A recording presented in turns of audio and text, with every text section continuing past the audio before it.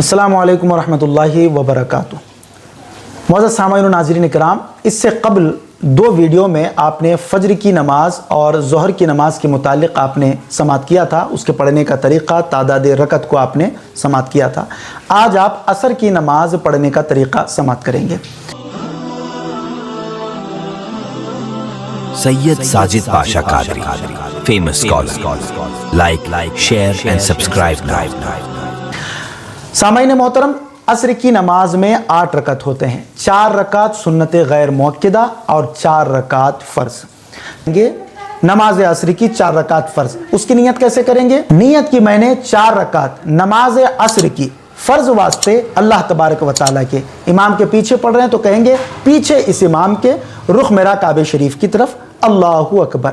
अब यहाँ पर क्या चेंजेस आया? अब जब इमाम के पीछे आप पढ़ रहे हैं तो इमाम के पीछे अल्लाहु अकबर कह के हाथ बांध लेंगे, सिर्फ सना पढ़ेंगे और खामोश रहेंगे, क़िरात नहीं करेंगे, क्योंकि क़िरात इमाम कर रहा है, यानी कि आहिस्ता आवाज़ में ही वो क़िरात कर रहा है असर की नमाज में।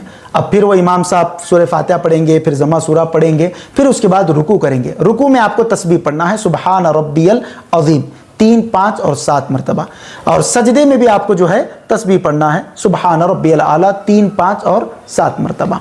फिर उसके बाद इमाम साहब उठेंगे और जब पहला कायदा आएगा तो इमाम साहब भी अत्तहियात पढ़ेंगे उस कायदे में, और आपको भी सिर्फ अत्तहियात पढ़ना है।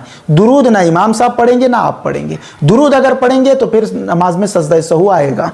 अब फिर इमाम साहब उठेंगे, फिर आगे के 2 रकतों को वो कंप्लीट करेंगे, आपको सिर्फ तस्बीहात पढ़ना है। और जब दूसरे कायदे में पहुंचेंगे, इमाम साहब भी अत्तहियात पढ़ेंगे, आप भी पढ़ेंगे, इमाम साहब भी दुरूद इब्राहिम पढ़ेंगे, आप भी पढ़ेंगे, इमाम साहब भी दुआए मासूरा पढ़ेंगे और आप भी दुआए मासूरा पढ़ लेंगे। फिर इमाम साहब जब सलाम फेरें तो आप उनके साथ सलाम फेर लें। ये हो गया फ़र्ज़ की नमाज का तरीक़ा। अब अगर इमाम के पीछे अगर आप नहीं पढ़ रहे हैं फ़र्ज़ नमाज जमात होने के बाद अगर आप आ गए तो तब क्या करेंगे? तो कुछ इसमें फ़र्क नहीं है, 4 सुन्नतें आपने जैसे पढ़ी थी वही तरीक़ा इसमें भी है।